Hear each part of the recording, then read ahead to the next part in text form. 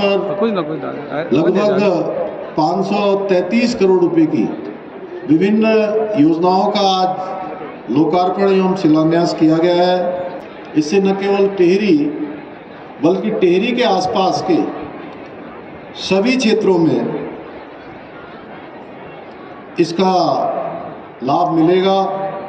भाइयों बहनों, भारतीय जनता पार्टी एक ऐसी पार्टी है जो अंत्योदय के सिद्धांत पर काम करती है, यानी कि जो समाज के अंतिम छोर में खड़े हैं उन सभी के लिए विकास की योजनाओं को बनाने का काम, उन सभी के लिए विकास को अंतिम छोर में पहुंचाने का कार्य अगर कोई पार्टी करती है तो पार्टी और राजनीतिक दल जो भारतीय जनता पार्टी है, हमारा लक्ष्य विकास की धारा को अंतिम व्यक्ति तक पहुंचाना है और इसके लिए हमारी पूरी सरकार आदरणीय प्रधानमंत्री मोदी जी के मार्गदर्शन में, निर्देशन में लगातार प्रयत्न कर रही है, लगातार प्रयास कर रही है कि समाज के हर वर्ग के जीवन स्तर को ऊंचा उठाए, उत्तराखंड को आगे बढ़ाए, उत्तराखंड को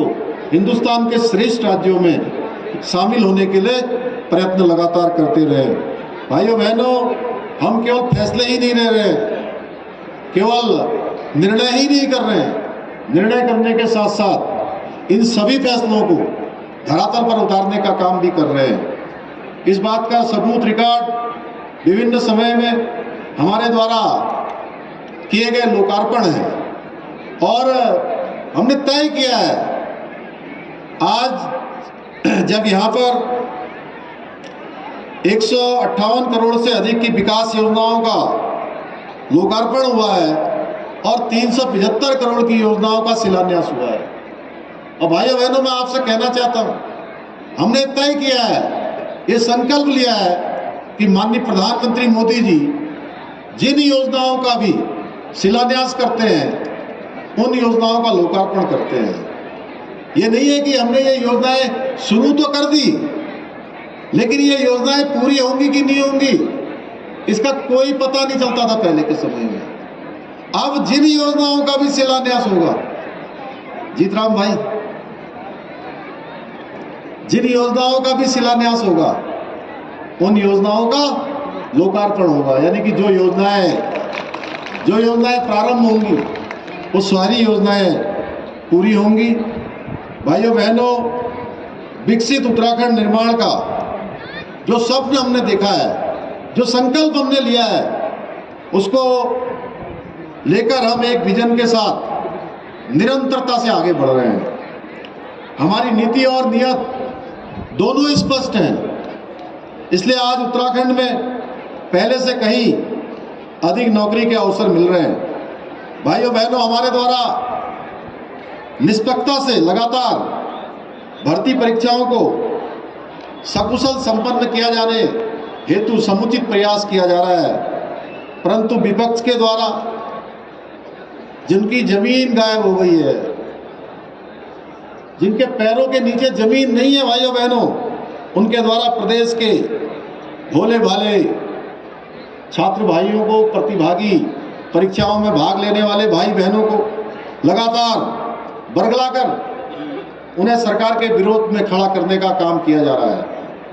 मैं विपक्ष के लोगों को आज आप सबकी उपस्थिति में इतने हजारों के जनसमूह के बीच से कहना चाहता हूं कि आप, हमारे प्रदेश का युवा भटकने वाला नहीं है, उसे सही और गलत दोनों का फर्क सही तरीके से पता लग गया है कि कौन उनके हित में काम कर रहा है और कौन केवल बरगलाने का काम कर रहा है। भाइयों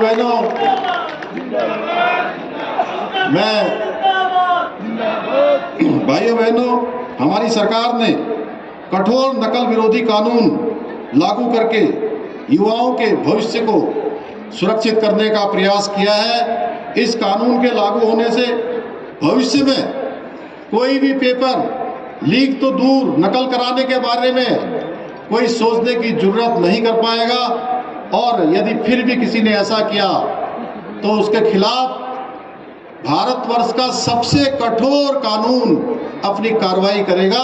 जिसमें उम्र कैद की सजा तक का प्रावधान हमने किया है। भाइयों बहनों, मैं प्रदेश के हमारे नौजवानों को, प्रतिभागियों को, जो परीक्षा में भाग लेने वाले हमारे भाई बहन हैं, मैं उन सब का भी अभिनंदन करना चाहता हूं। बीच में ऐसी स्थितियां पैदा हुई कि उनको तमाम तरीके से बरगलाने का प्रयास किया गया, तमाम तरीके से उनको सरकार के विरोध में खड़ा करने का प्रयास हुआ, उनको भ्रम में डालने का प्रयास हुआ। भाइयों बहनों, मैं आपको बताना चाहता हूं कि ये भर्ती के जो घपले हैं, ये घोटाले हैं। ये आज के घपले घोटाले नहीं है। ये घपले घोटाले बहुत सालों से चल रहे थे। उत्तराखंड निर्माण के बाद लगातार चल रहे थे। इसकी शिकायतें भी बार बार आती थी, शिकायतें आती थी और शिकायतें चली भी जाती थी, जांच नहीं होती थी भाइयों बहनों।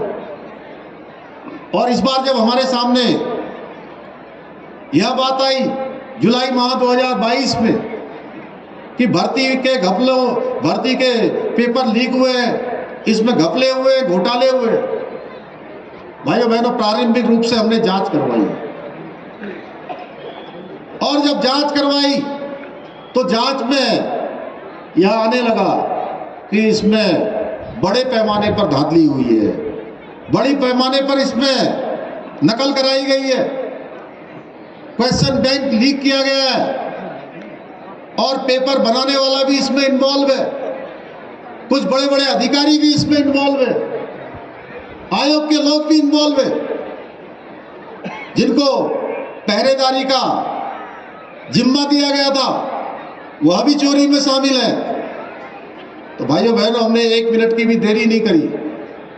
मैं जानता था कि जब हम इसकी भर्ती की कार्रवाई करेंगे, इस घपले घोटाले पर कार्रवाई करेंगे, तो हमको विरोध का भी सामना करना पड़ेगा, क्योंकि इसमें कोई सामान्य छात्र या छात्रा शामिल नहीं थे। इसमें बड़े बड़े माफिया गिरोह काम कर रहे थे, उनके सिंडिकेट चल रहे थे। और उसी का परिणाम आपने देखा होगा कि जैसे जैसे हमने इसकी जांच कार्रवाई प्रारंभ की, उन्होंने विरोध की कार्रवाई उसी तेजी से प्रारंभ कर दी। भाइयों बहनों, मैं जानता था कि इसमें परेशानी होगी, ये संघर्ष है, लेकिन हमने ये संघर्ष करना स्वीकार किया, क्योंकि हमें अपने प्रदेश के 1 करोड़ 25 लाख भाई बहनों पर विश्वास था कि उनका हाथ हमारे सर के ऊपर है और हम किसी कीमत पर इससे पीछे हटने वाले नहीं हैं। उसका परिणाम है कि आज 60 से भी ज्यादा लोग जेल की सलाखों के पीछे चले गए हैं। ये उत्तराखंड बनने के बाद इतनी बड़ी कार्रवाई पहली बार हुई है भाइयों बहनों। इसके साथ साथ मैं बताना चाहता हूं कि प्रदेश के अंदर हमारा संसाधन इतना ज्यादा नहीं है, लेकिन उसके बावजूद भी हमने एक काम और किया।